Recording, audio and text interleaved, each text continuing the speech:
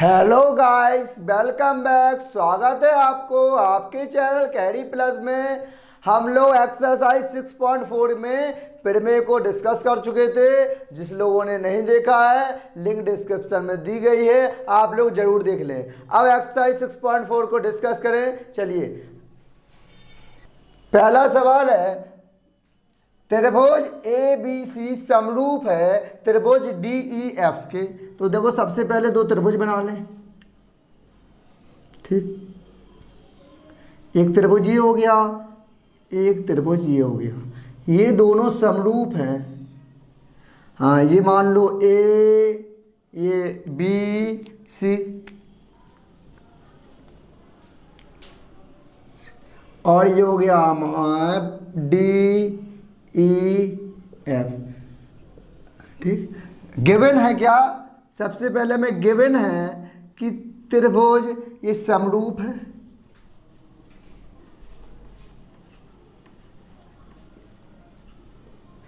Next है, यदि इनके क्षेत्रफल क्रमशः 64 सेंटीमीटर स्क्वायर और 121 सेंटीमीटर स्क्वायर है। मतलब area of A B C दिया गया है। Area of A B C 64 centimetre square और area of D E F 121 centimetre square है। और ई एफ दी गई है हमें ये वाली 15.4 सेंटीमीटर। E F 15.4 centimetre. और फाइंड आउट हमें क्या करने हैं? बी सी ये निकालने हैं। तो देखो, हमने सबसे पहले आपको जब चैप्टर स्टार्ट किया था एक प्रमेय बताई थी कि दो समरूप त्रिभुज के क्षेत्रफल का अनुपात इनकी संगत भुजाओं के अनुपात के वर्ग के योगफल वर्ग के बराबर होता है। मतलब area of A B C upon area of D E F,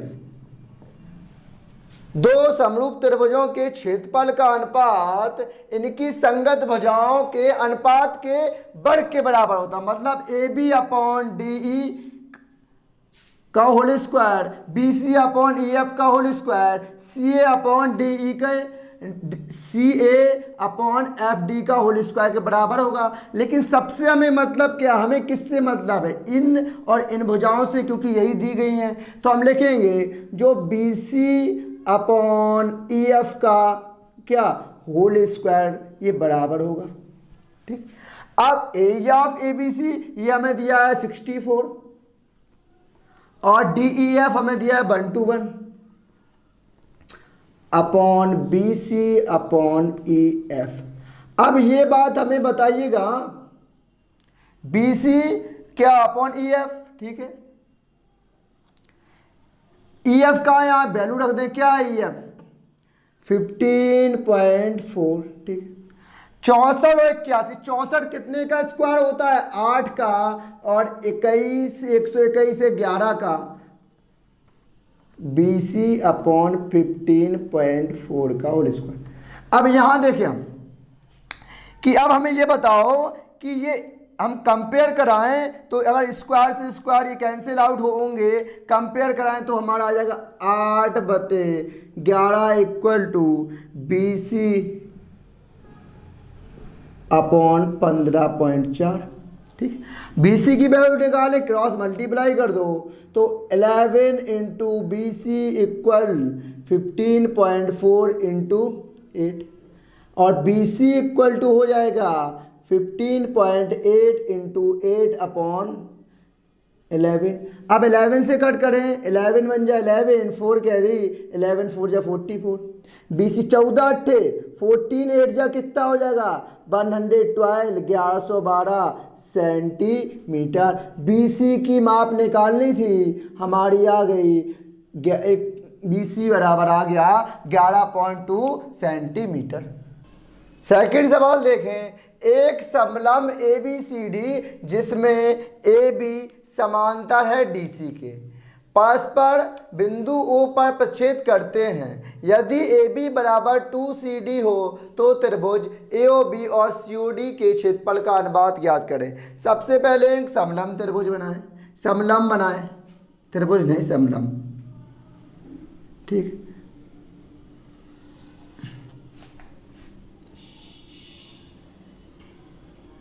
ठीक ठीक, ये समलंब हो गया हमारा। अब समलंब हो गया, ये A, ये B, ये C, D। अब कहा गया है AB समांतर है DC के, मतलब ये पैरेलल है इसके समांतर है, के विकर्ण परस्पर बिंदु O पर प्रक्षेद करते हैं, मतलब इनको हम मिलाएं और इनको मिलाएं।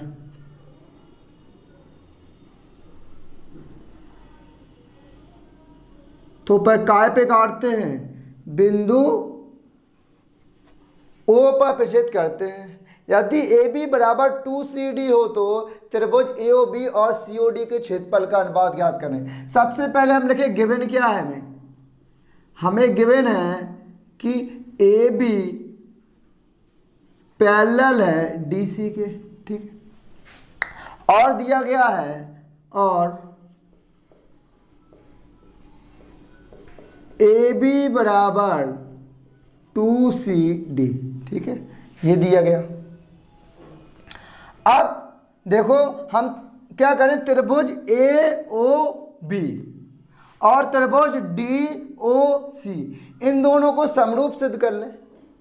ये वाला त्रिभुज AOB इस वाले को और DOC को समरूप सिद्ध कर लें। तो जब दो त्रिभुज समरूप होते हैं तो पता है आपको, तो उनकी संगत भुजाओं के अनुपात का वर्ग उनके क्षेत्रफल का अनुपात होता है।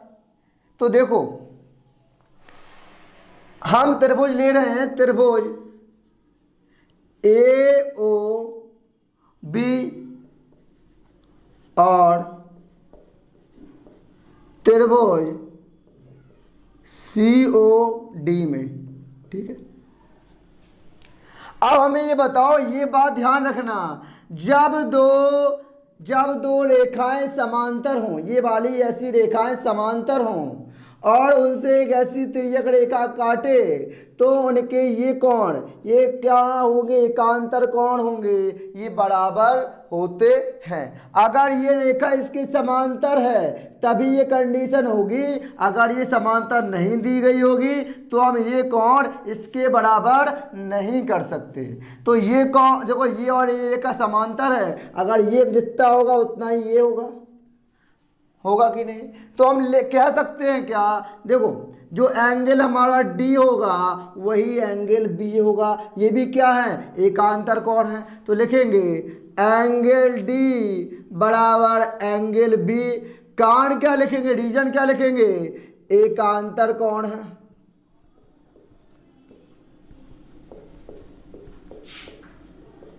ठीक, अब देखो एंगल A बराबर हमारा एंगल C हो जाएगा,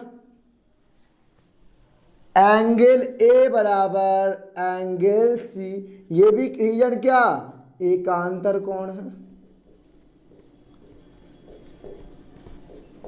ठीक, अब जब दो एंगल बराबर हैं तो हम क्या लिख लें, एंगल समरूपता कसौटी से, समरूपता कसौटी से, और ये क्या होगे, तो हमारा एंगल DOC, एंगल जो हमारा देखो AOB, जो एंगल AOB होगा समरूप होगा किसके, COD के, COD के। ठीक है, अब आपको पता है कि अभी हमने कि इन दोनों त्रिभुजों के क्षेत्रफल का अनुपात निकालना है, कि एरिया ऑफ त्रिभुज AOB अपॉन एरिया ऑफ त्रिभुज COD। आप देखो ये समरूप हो गए हमारे दोनों, तो इनकी क्या, इनकी संगत भुजाओं का अनुपात का वर्ग इनके क्षेत्रफल के बराबर होगा।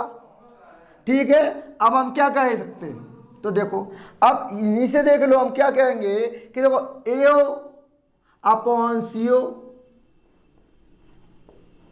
का स्क्वायर बराबर होगा किसके, OB अपॉन OD, ये भी बराबर होंगे इनका अनुपात का वर्ग, और BA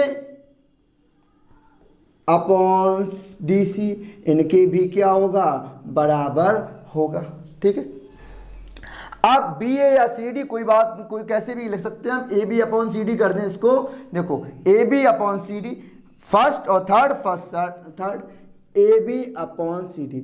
अब हमें ये बताइए कि हमें कौन सी दो लाइन दी गई, AB और CD दिया गया, हम इसको और इसको ले लें जिसकी हमें जरूरत है।